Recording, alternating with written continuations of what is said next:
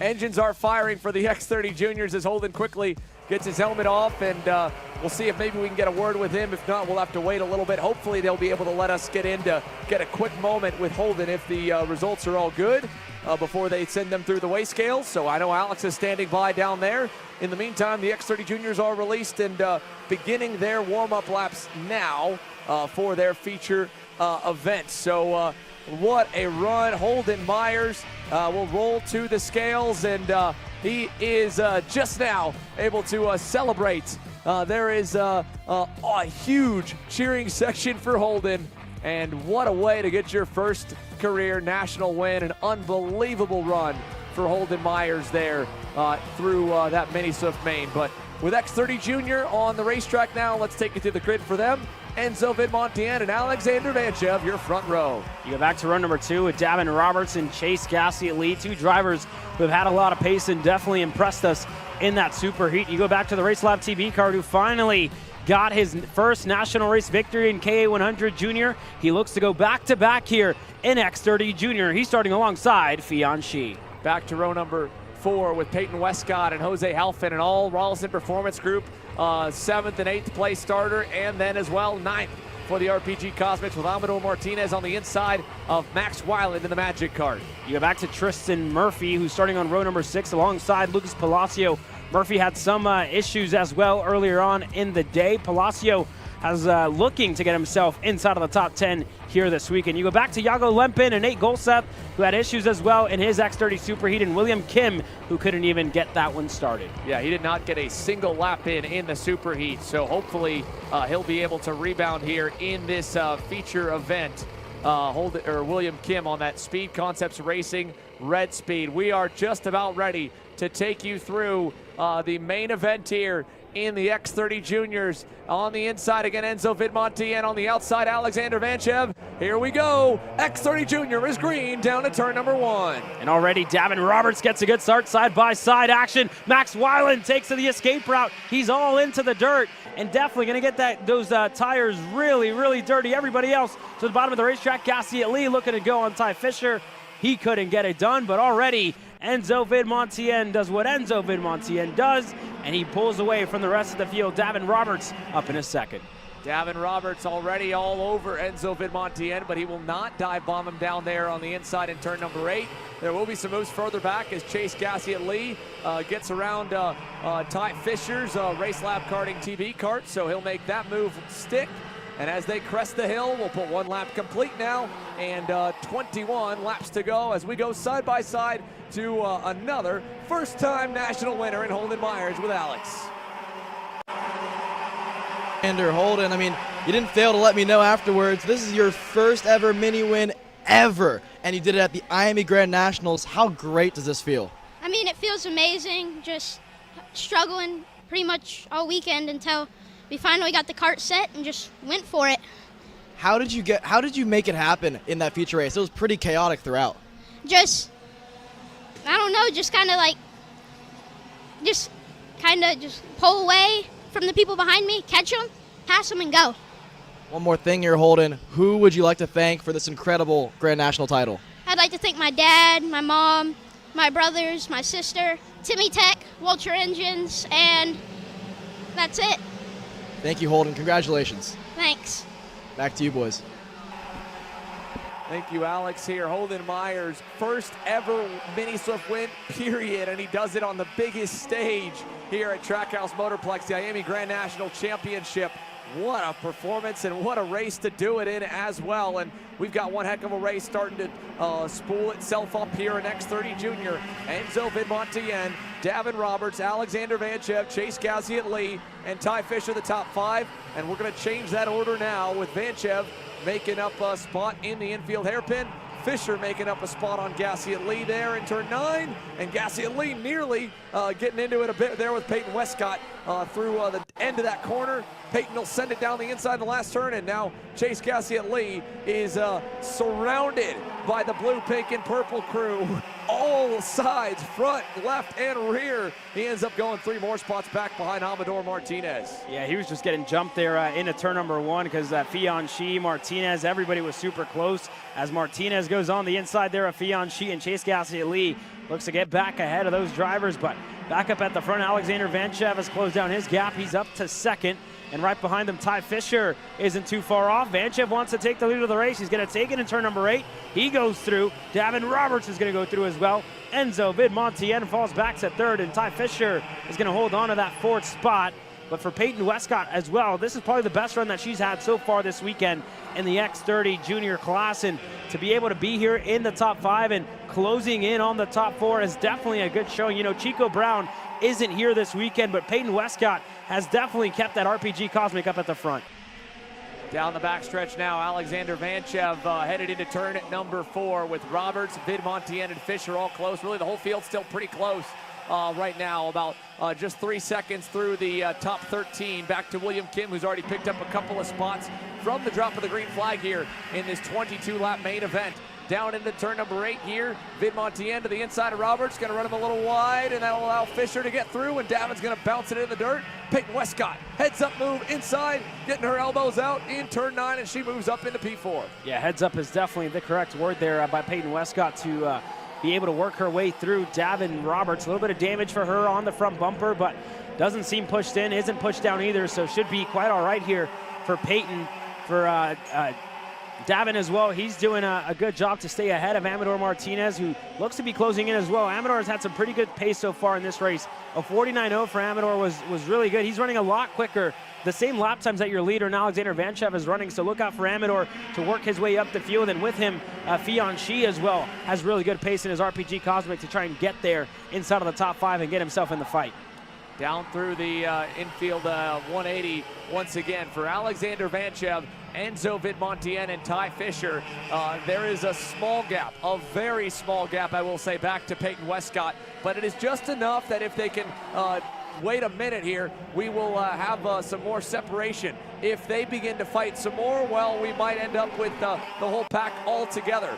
Spoke with Chase Gassiet-Lee's father Nick at the lunch break here. He had broken reeds in that X30 Junior Superheat. That's what sent him to the back of the field. Remember, he led us to green, and now he's just hoping to march back forward. You saw him get shuffled back as now he rides in that 8th position.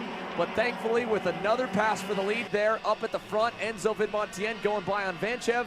He's got a chance to stay with them, and these two are not slowing down the fight at all. Vanchev and Vidmontien wheel to wheel. Now Fisher to the inside for second. Westcott to the inside for third. She gets into the back of Ty, gets him a little bit sideways. She should still get through on Vanchev, maybe in the last turn. She's going to overshoot that a little bit. Here comes Davin.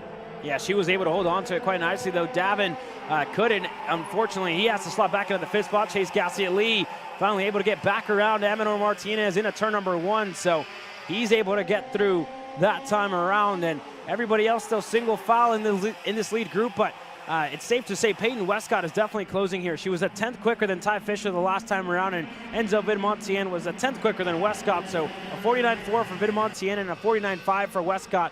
This fight is definitely going to start to kick off, but Vanchev looking to slow her down on the inside of turn number 8. He gets clear. Side by side, and now back to single file over to turn at number 9 here, folks. We've got a little bit of a break now with Fisher and Vidmontien single file up the hill.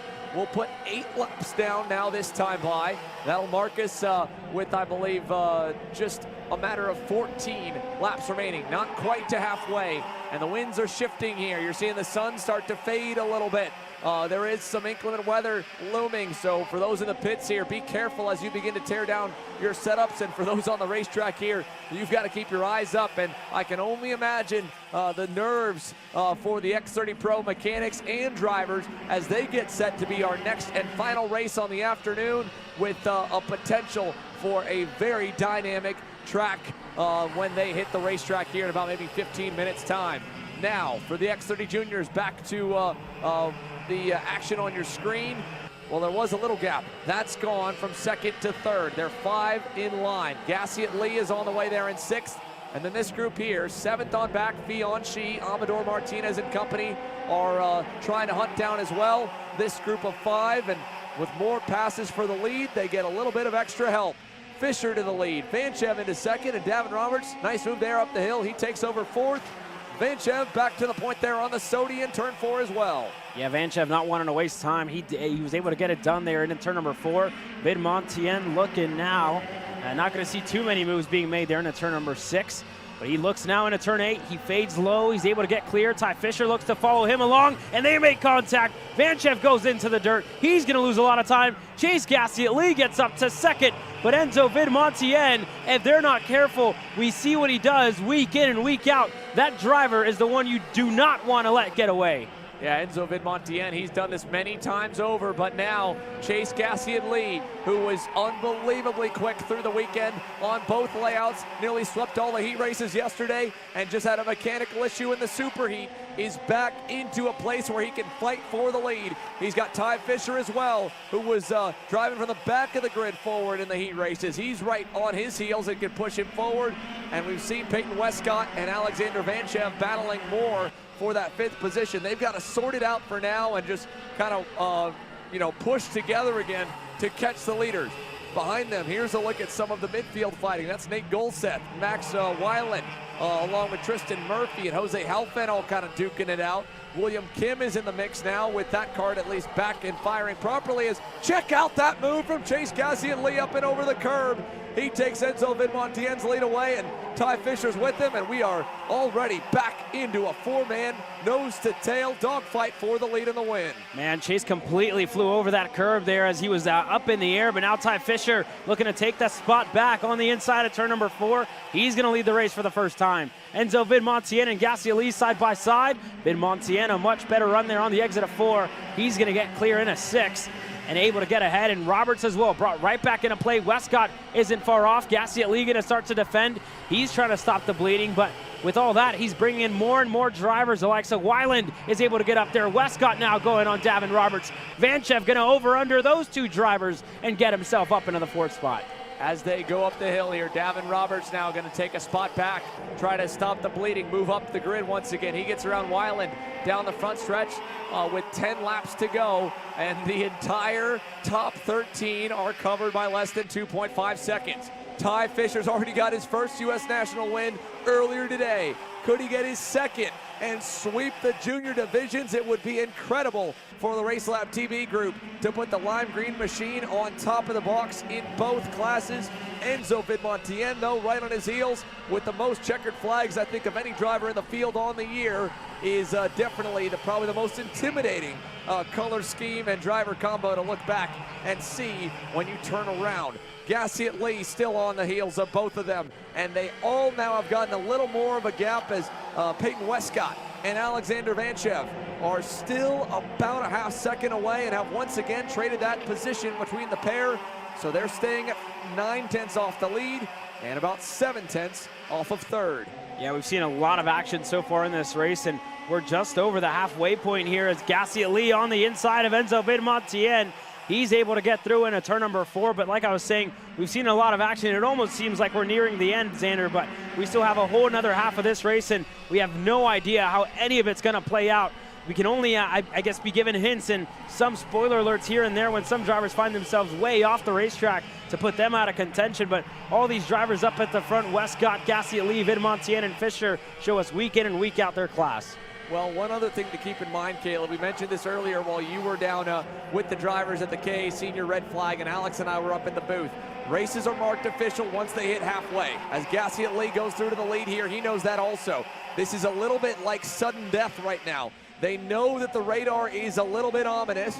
At the moment, we're still safe, and the sun is obviously poking its head out through the clouds right now, but at any given moment, if something, if the heavens open up and we get a torrential downpour that makes it no longer safe per the race director discretion to stay on slick tires, this race will be over. So if the drivers were coached at all, or if they're just trying to march their way up the grid, that would make it at least a little bit easier to explain why we're seeing all these desperation moves with still 7 and 8 laps to go.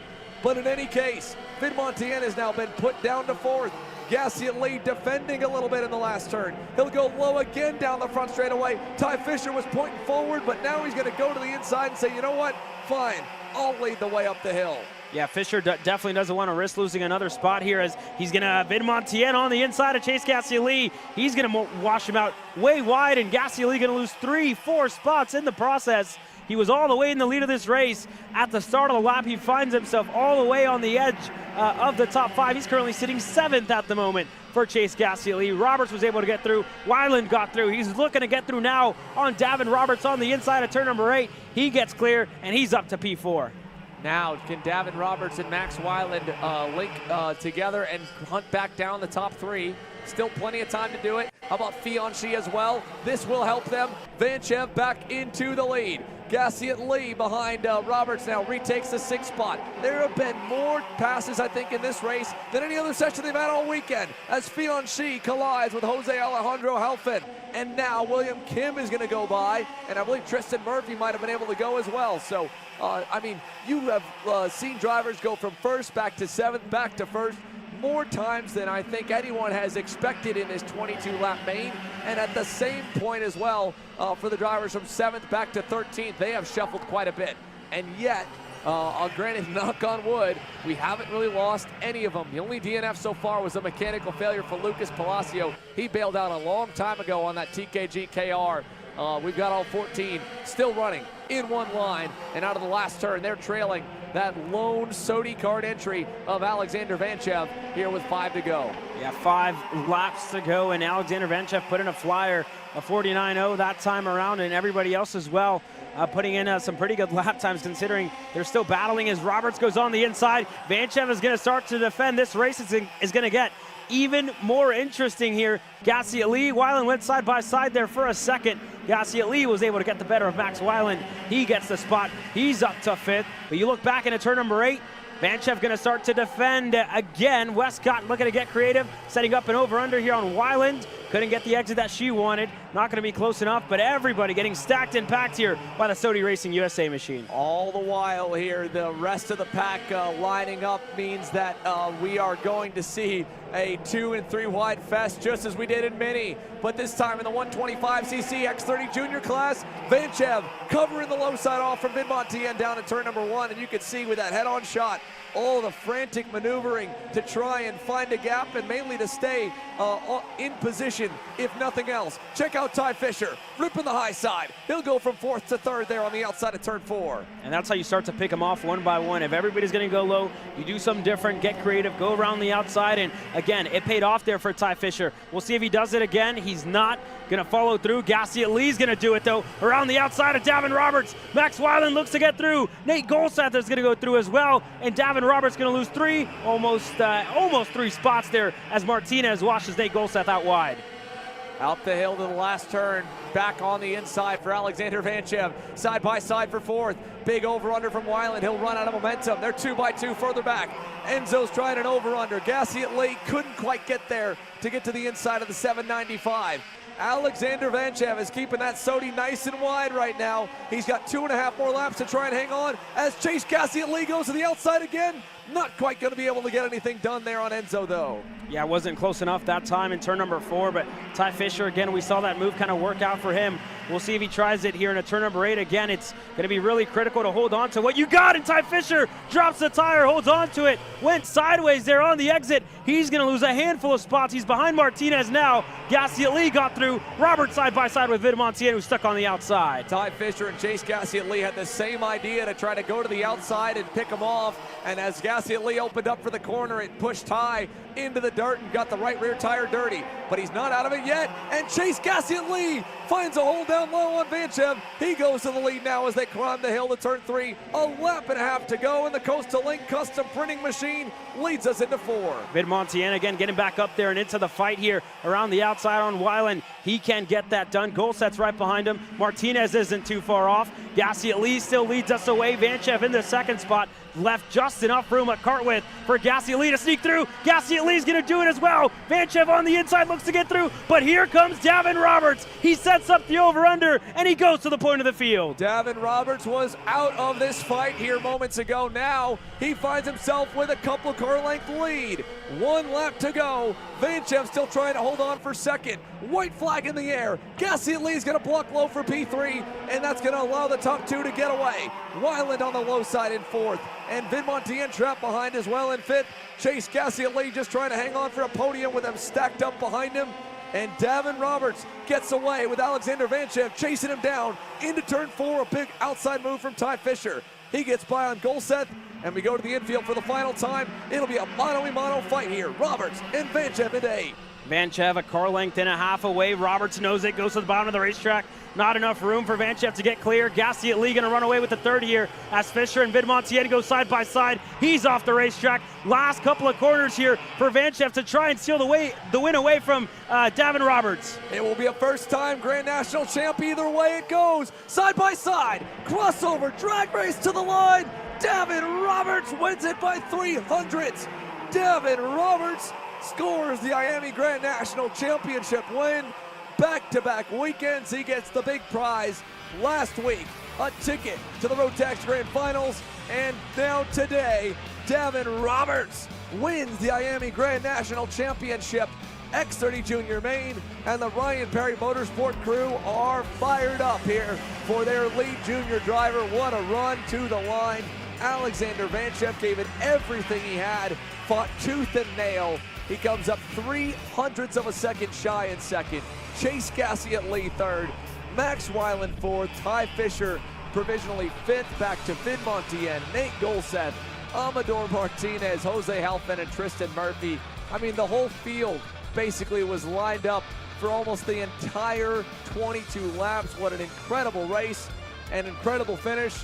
And the only thing you can take away from that is that we are in store for one amazing X30 Pro main event, with especially some weather looming in here as we look to the heavens just above the racetrack.